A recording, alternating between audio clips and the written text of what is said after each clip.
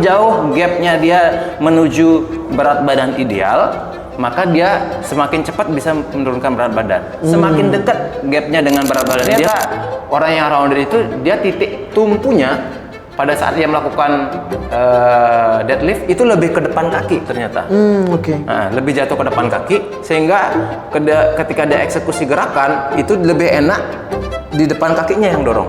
Ketika orang yang punya wide rib cage memiliki limitasi di eksternal rotasi. Sedangkan orang yang punya narrow rib cage lebih memiliki keuntungan di eksternal rotasi, tapi di internal rotasi kurang.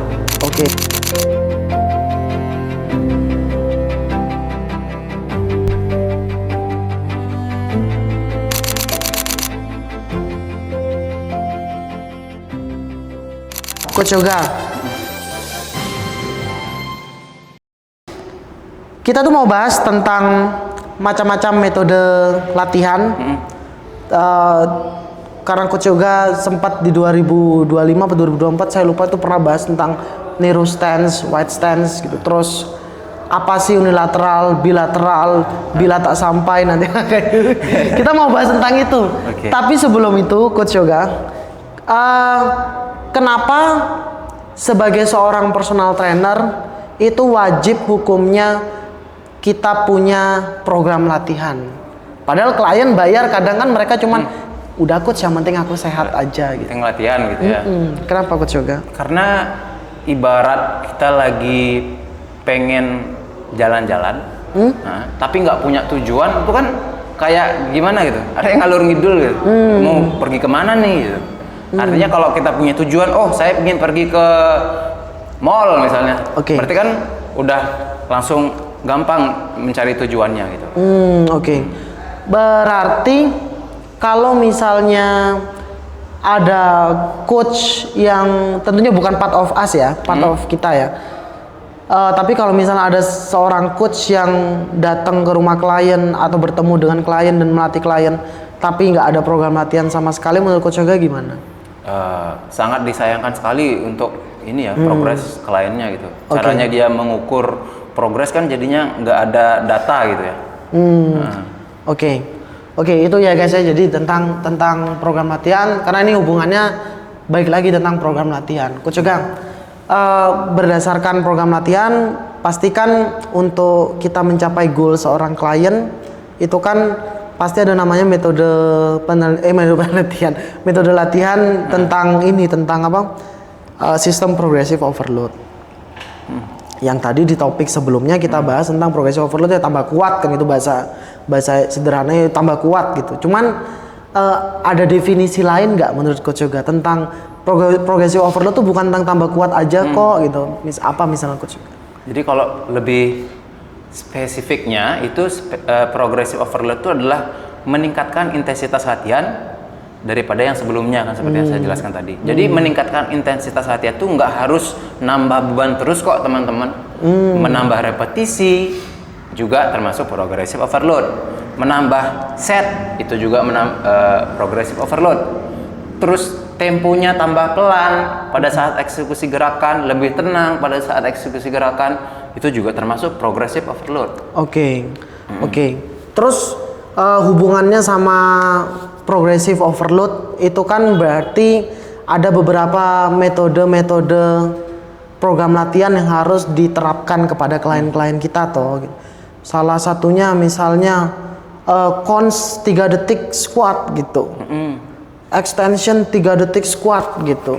Nah, time under tensionnya itu harus berapa kayak gitu. Nah, itu menurut Coach Yoga kenapa itu tuh harus ada dalam sebuah program latihan? Maksudnya kenapa variasi itu tuh bisa dimasukkan dalam sebuah program latihan? Menurut Coach Yoga kenapa? Apakah ada hubungannya sama progressive overload?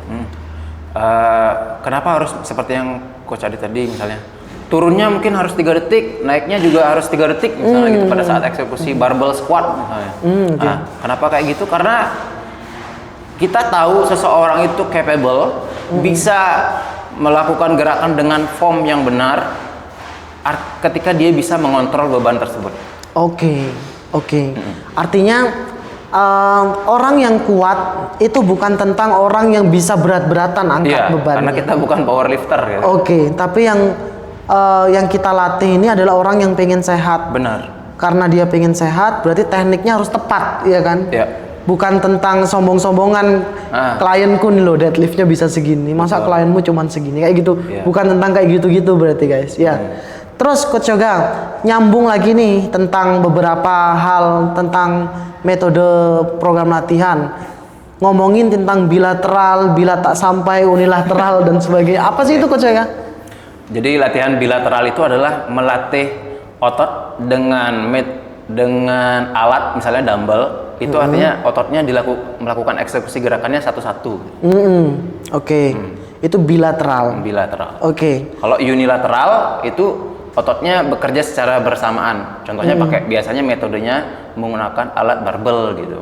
Oke. Oke. Eksekusinya barengan, misalnya chest press barengan gitu. Oke, coba komen Coach Dila kalau misalnya yang unilateral lainnya itu apa gerakannya selain barbell chest press itu. Oke. Kok Coach Dila aja ini semuanya ya, coba komen ya nanti ya. Terus kan kadang tuh kita tuh bingung tuh menentukan orang coach aku sebenarnya sebagai coach junior ya, aku tanya Coach Yoga, aku punya klien ini, dia itu squat itu kadang jinjit gitu. Padahal kan udah dibilang kalau squat tuh yang penting lututnya hadap depan kan gitu. Oke. Nah, squat biasa ini Coach Yoga bukan yang sumo squat Yes. itu, pengen yang squat, pengen goblet squat nih ceritanya gitu. Nah, apa yang dengan kasus seperti itu menurut Coach Yoga apa yang bisa kita lakukan? Kita kasih saran ke mereka dong. Biasanya kalau memiliki klien yang seperti itu artinya kan limitasinya adalah di mobility-nya. Oke. Mobility pada saat melakukan squat artinya ankle-nya nggak bagus gitu. Bisa dengan menambah bantalan di tumitnya sehingga ketika dia squat posisi tumit tetap menyentuh si bantalan tersebut. Oke. Nah, dan kemarin juga saya sempat nonton salah satu coach yang terkenal di Indonesia mungkin ya, kalau teman-teman tahu Steadfast Nick gitu. Jadi eksekusi gerakan squat atau apapun lah itu antara satu orang dengan yang lain itu nggak bisa dipukul rata sama. Oke. Artinya harus knees out, knees in misalnya, atau selebar bahu. Nah, selebar bahunya saya dengan si Coach Adit mungkin beda gitu. Nah, lebarnya saya sama Coach Adit mungkin beda. Nah, menurut saya itu narrow, tapi menurut Coach Adit itu wide. Itu bisa beda. Dan titik tumpu pada saat kita melakukan squat juga sangat penting. Bahkan menurut saya itu lebih penting daripada ya knees out segala macam misalnya gitu. Kenapa? Kalau misalnya seperti yang Coach Adit bilang tadi, kliennya pada saat squat dia jinjit, artinya titik tumpu seseorang itu kan pada saat squat dia lebih cenderung ke jari-jari kaki kan. Benar kan? Makanya dia tumitnya naik. Jadi kita suruh pada saat dia berdiri, coba jatuhin berat badannya lebih ke belakang dulu gitu. Tumit itu misalnya. Berarti posisinya itu jangan tiba-tiba suruh, coba dong squat gitu. Ya, berarti berat tetap, badannya coba dijatuhin ke belakang dulu. Harus center dulu berarti ya. Nggak perlu bilang center sih coach, karena menurut saya kalau misalnya bilang center, centernya dia tuh dia sebenarnya di depan. Centernya dia tuh di depan. Suruh ke belakang aja. Jadi otomatis akan malah ke center yang versi kita. Ke tengah jadinya dia. Ya udah suruh squat dari posisi itu. Artinya stance position untuk melakukan berbagai macam gerakan itu sangat penting berarti ya? Penting banget. Kira-kira stand apa aja itu Coach Yoga yang Coach Yoga tahu? Ya, kalau misalnya tadi sesuai dengan pembahasan kita kan ada narrow stance, wide stance. Kalau misalnya squatnya narrow stance, otomatis otot yang terlibat atau teraktivasi pada saat eksekusi gerakan kan lebih banyak dominan di quadricep berarti kan? Quadricep. Nah, semakin turun squatnya, maka keterlibatan glute semakin besar. Semakin turunnya paralel atau bahkan di atas paralel, quadsnya yang lebih bekerja lebih banyak. Nah, kalau misalnya dia ngelakuin wide stance, apakah quadricepsnya terlibat? Tetap terlibat, tapi lebih yang banyak dominan apa? Inner thigh atau adduktor juga lebih banyak dan glutesnya. Karena kan kalau misalnya dia semakin lebar position kakinya, otomatis hip flexion lebih banyak. Kalau tadi yang narrow, knee flexionnya lebih banyak. Kalau Coach Yoga melihat teman-teman coach junior yang melatih atau melihat beberapa coach mungkin yang masih tidak mengerti dengan pengetahuan tentang stance position seperti ini, itu ada nggak cara lebih gampang untuk langsung ngetahuin oh iya kayaknya orang ini memang stand positionnya tuh lebih enak yang ini nih gitu. Suruh gini aja sih, berdiri senyamannya dia, terus suruh jongkok. Oke. Itu simple kan bahasanya, jongkok. Dari Oke. posisi jongkok kita bisa lakuin sebuah assessment. Oh, ini orang seperti orang yang Coach Adit bilang, berat badannya dijatuhin ke depan banget sehingga tumitnya naik. Oke. Artinya kita melakukan perbaikan gerakannya gampang. Nanti ya udah berdiri lagi, suruh berat badan jatuhin ke belakang, coba suruh jongkok lagi. Oke. Oke. Kalau ada case ini, bule ini, Gak bisa squat. ditanya, kamu ayo lakukan squat. I can, dia bilang gitu. Terus, loh, squat tuh gampang, cuma gini. Iya, you are Indonesian, gini. I am bule, dia bilang gitu. Betul. Itu statementnya bener nggak sih? Apa bule beneran nggak bisa squat? Atau karena stand positionnya aja kita belum jelaskan kepada si klien bule ini? Dua-duanya benar. Dua-duanya benar. Oke. Kenapa? Satu kebiasaan ya, habit mungkin kalau di orang bule itu kan dia klosetnya di sana kloset duduk gitu ya. Oh iya, oke. Kloset duduk ya. Nah, jadi dia nggak terbiasa dengan posisi jongkok sebenarnya. Oke. Jadi mobility-nya tidak terlatih sejak dia kecil gitu. Oke. Itu yang pertama. Yang kedua, itu sebenarnya kalau dia nggak bisa jongkok, ada kok bule yang bisa jongkok. Artinya mobilitasnya ankle-nya bagus. Saya punya case, atau dia punya kloset jongkok. Enggak, saya punya case klien bule udah lama sih, dari tahun latihan dari sama saya 2021 kalau nggak salah. Dulu waktu awal latihan dia nggak bisa squat yang deep banget, S to grass tuh nggak bisa. Oke. Ketika dia squat jungklang aja ke belakang gitu. Oke. Nah, artinya kan berat badannya jatuh ke tumit banget tuh pada saat dia waktu squat. Sampai akhirnya sekarang di 2025 udah bisa deep squat, S to grass. Apa sebenarnya yang faktor selain mobility yang mempengaruhi? Adalah kemampuan otot betisnya, sama ya soleus, tibia segala macam. Itu dia bisa lakuin karena apa? Karena dia ternyata melatih otot tersebut ketika secara nggak langsung waktu lari. Dia lari, dia lari, otot betisnya otomatis kan banyak terpakai itu juga kan. Nah, dia lari segala macam, terus dia menambahkan otomatis ketika selesai lari dia ada peregangan gitu kan segala macam. Akhirnya dia tanpa disadari waktu dia eksekusi squat dia bisa lebih deep lagi. Oke, berarti artinya ini di luar konteks cedera ya, di luar konteks cedera ada kemampuan secara motorik orang itu nggak bisa squat. Benar. Tapi bukan berarti itu tidak bisa dilatih. Betul.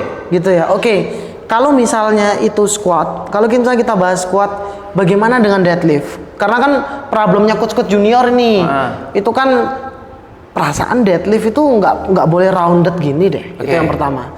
Terus yang kedua, perasaan kalau deadlift itu bokongnya itu harus gini deh, gitu. Harus nonggeng deh gitu. Gimana Coach Yoga? Nah, ini nyambung lagi sama tadi Coach Adit mengingat saya pernah bahas itu tahun 2025 kayaknya deh. 2025 mengenai wide sama narrow. Sebenarnya bukan wide sama narrow stance sih, tapi lebih kepada narrow rib cage dan wide rib cage. Jadi tulang rusuk atau rib cage manusia itu ada dua jenisnya, teman-teman. Ada yang narrow, ada yang rib cage-nya wide. Secara simpel aja saya jelasin. Orang yang wide kecenderungan melakukan gerakan hinge akan lebih mudah. Simpel. Hinge lebih mudah daripada dia melakukan gerakan yang sifatnya vertikal seperti squat. Vertikal naik turun tuh. Yes. Itu dia akan lebih mudah. Sedangkan orang yang narrow melakukan gerakan yang seperti squat atau overhead press yang gitu tuh jauh lebih nyaman dia. Lebih gampang gitu belajarnya. Tapi apakah berarti orang yang wide nggak bisa squat? Bisa. Tapi itu akan berbeda cara eksekusinya. Contoh seperti yang Coach Adit bilang tadi, kita bahas ke ini deh, ke deadlift. Pada saat orang eksekusi deadlift, orang yang rib cage-nya wide seperti saya gitu, itu nggak bisa posisi pantatnya itu terlalu turun. Oke. Bukan nggak bisa ya, sorry saya koreksi, bisa lebih turun, tapi pada saat eksekusi gerakan nanti pantatnya akan naik duluan daripada bebannya. Oke. Ngerti? Misalnya kan kayak nggak barengan gitu bebannya. Nah. Jadi ada 2 gerakan gitu dalam satu repetisi. Satu repetisi. Jadi posisi peletakan hipnya harus lebih tinggi. Lebih tinggi.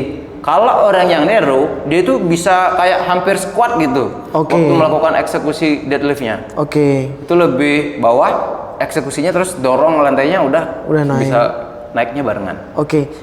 Artinya orang yang rounded ini, karena apakah kita itu sebagai coach junior ini, kita tuh bisa nggak sih buat ekspektasi mungkin kalau dilatih deadlift terus nanti lama kelamaan dia bisa nonggeng mungkin.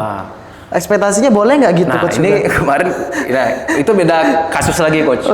Beda kasus lagi. Kalau yang misalnya rounded pada saat melakukan deadlift, apakah salah? Ternyata jawabannya enggak. Dulu saya menganggap itu salah. Sampai akhirnya saya mengikuti sebuah seminar lah kemarin kan. Habis itu ternyata orang yang rounded upper back ya, saya bilangnya upper back bukan lower backnya yang rounded tapi jadi upper backnya doang yang rounded itu nggak salah teman-teman waktu kita melakukan eksekusi gerakan. Seperti yang saya jelasin tadi, ternyata orang yang rounded itu dia titik tumpunya pada saat dia melakukan deadlift itu lebih ke depan kaki ternyata.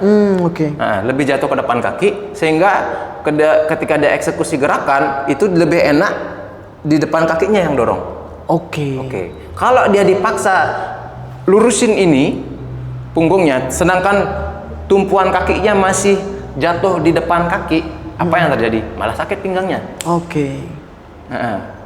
Jadi teknik deadlift itu ada 2, bisa yang lurus banget, misalnya kan kita tahu, misalnya punggungnya lurus kayak gini, atau malah dia upper backnya agak sedikit bungkuk. Dua-duanya yang mana benar, yang mana salah, dua-duanya benar. Asalkan eksekusinya benar juga. Iya, teman harus belajar. Iya benar lagi. Kalau mau lebih tertarik, join ke workout aja teman. Berarti, tapi ini coach juga, apa berarti kita sebagai coach junior ini nggak salah dong ekspektasi kita tentang ya kalau dilatih deadlift terus nanti tambah berat, mungkin deadliftnya sama lama kelamaan bisa nonggeng, berarti akan ekspektasi salah berarti ya sebenarnya. Salah sebenarnya. Karena memang kondisinya seperti itu. Berbeda.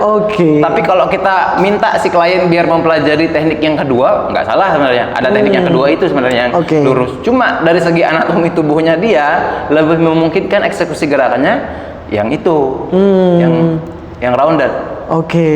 Rounded back. Satu lagi gerakan nih, shoulder press, seated shoulder press,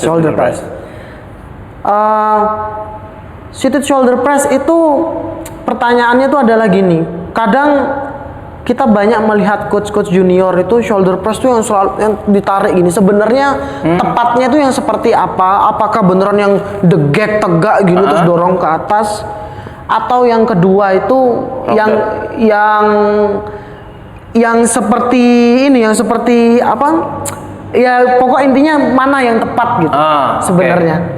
Dan bagaimana cara kita mengetahui kayaknya klien ini nyamannya kalau posisi tangannya seperti ini deh.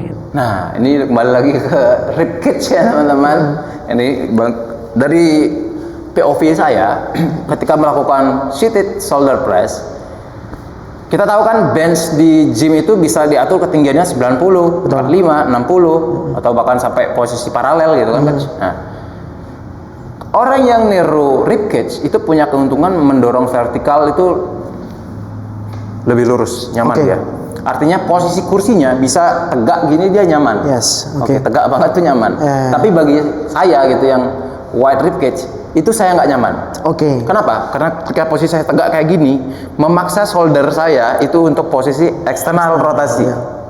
Nah, kembali lagi, ketika orang yang punya wide rib cage memiliki limitasi di eksternal rotasi. Sedangkan orang yang punya narrow rib cage lebih memiliki keuntungan di eksternal rotasi, tapi di internal rotasi kurang. Jadi untuk menyiasati hal tersebut, benchnya untuk orang yang wide rib cage itu bisa diturunin sedikit ke belakang. Oke. Nah, Oke. Jadi dia akan lebih nyaman pada saat dia melakukan eksekusi gerakan. Terus nyambung lagi ke pertanyaan Coach Adit, harus lebih bener kayak gini banget gitu, di retract banget skapulanya, atau boleh tegak biasa aja. Nah, itu kenyamanan orang lagi beda-beda, Coach. Nah, kalau saya pribadi lebih nyaman pada saat eksekusi gerakannya malah saya kayak arching sedikit. Oke. Nah, tapi arching bukan titik bebannya ditaruh di ini ya, di lower back ya. Tapi tetap titik tumpunya itu tetap, artinya skapulanya tetap nahan kayak gini. Core-nya tetap engage gitu. Oke. Kita dorong. Oke guys. Jadi ternyata untuk kita tiba-tiba membuat program latihan itu tidak bisa dengan berarti goblet squat, lunges, apa dan lain, tidak bisa seperti itu. Kita harus mempertimbangkan, benar shoulder press, tapi diingat-ingat mungkin ada catatan tambahan. Ingat orang ini stance positionnya gimana, ingat orang ini tuh posisi punggungnya gimana. Itu kan kita harus ketahui itu. Jadi assessment ternyata bukan yang dari pernyataan coach yoga. Ini daging banget loh ya. Silakan dicatat teman-teman. Berarti intinya tuh apa yang bisa kita sesuaikan untuk si klien ini, supaya nanti kalau misalnya kita instruksikan ke klien, kita jauh lebih profesional. Kak, ingat ya, posisi kakak itu secara anatomi itu seperti ini. Jadi nanti kakak lebih nyaman, jauh lebih profesional kalian nanti. Jadi seperti itu. Satu lagi. Teman-teman yang lain ngerti lah udah dengan back squat, ya kan. Lagi booming ini. Nggak booming sih sebenarnya, tapi entah kenapa tiba-tiba Pak di sosial media tuh Zizzer squat. Zizzer squat. Tiba-tiba semua melakukan itu. Apa gunanya sebenarnya? Apa gunanya? Karena coach-coach kita yang junior ini, wah di sosial media squat gini, ikut semuanya padahal. Tapi jangan sampai kita menghilangkan esensi goalsnya si klien ini apa loh? Kok tiba-tiba ikut-ikut sosial media ini? Silakan coach juga. Zizzer squat tuh kan versi sebenarnya menurut saya versi lebih progresi dari mungkin goblet squat. Tapi menggunakan barbel. Nah, di mana pada saat eksekusi gerakan Zizzer squat keterlibatan spinal atau tulang belakang ini lebih sedikit. Yang mana kita tahu yang namanya tulang belakang ini itu rentan cedera. Nah, kalau terlalu sering back squat, ya teman-teman tahu sendiri, apalagi squatnya misalnya di atas 100 kilo gitu, lebih dari 1 kali berat badannya, itu pasti akan capek gitu. Nah, jadi biasanya Zizzer squat itu lebih cocok dilakuin untuk orang-orang yang mau fokus menambah kuat squatnya, tapi itu ditambahkan ke gerakan aksesoris. Berarti itu yang dicatat. Jadi bukan karena tiba-tiba lihat, kayaknya ini bisa diterapkan, bukan karena hal keren-kerenan buat program latihan itu, bukan karena itu. Jadi tetap sesuaikan sama kebutuhan si klien gitu, sama kemampuan si klien gitu, sama secara anatomi dia itu bagus, dia itu mampu atau tidak untuk itu gitu. Woi bagus banget, ini daging banget. Bawa catatan guys, tuh dicatat lagi, di preview lagi nanti. Coach Yoga, kita masuk ke segmen Q&A dong. Iya, silakan Coach. Ada 2 pertanyaan nih Coach Yoga. Pertanyaan yang pertama dari Coach Yura. Coach Yura ini siapa ya? Tadi nanya terus dia. Dalam latihan unilateral, bagaimana perbedaan narrow position dan wide stance mempengaruhi distribusi beban antar sendi, aktivitas otot stabilisator, serta transfer performa ke gerakan bilateral atau olahraga spesifik? Gerakan unilateral terhadap wide stance, narrow position dan wide stance. Narrow position dan wide stance.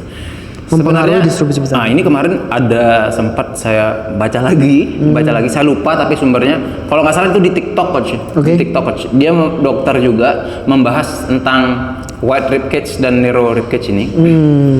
Orang yang wide rib cage itu memiliki kemampuan melakukan eksekusi gerakan bilateral lebih bagus daripada orang yang narrow. Itu faktanya. Bilateral ya? Bilateral. Artinya gerakan-gerakan menggunakan barbel dia lebih jago. Justru dia harus lebih melatih gerakan unilateralnya. Karena kemungkinan muscle imbalance terjadi. Karena kan kalau misalnya terlalu sering pakai barbel, kita nggak tahu otot yang mana lebih dominan nih teman-teman. Nah itu. Sedangkan kebalikannya, orang yang narrow position itu lebih jago eksekusi gerakan pada saat dia melakukan unilateral.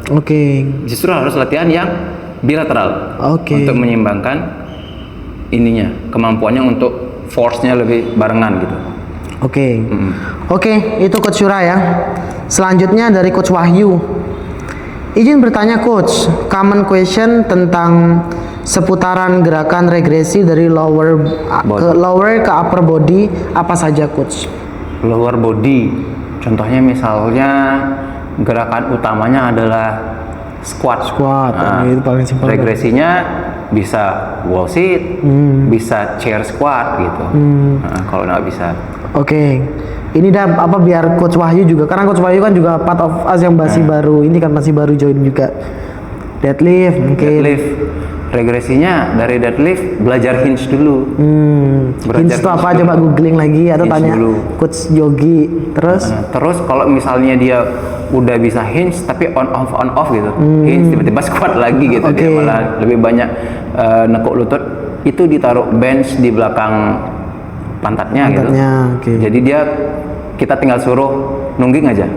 Habis itu turunin bebannya, biasanya akan lebih bisa melakukan hinge dengan benar. Terus lunges. Nah, ketika kita melakukan lunges, perlu diketahui regresinya yang paling mudah dari lunges apa sih? Ya split squat.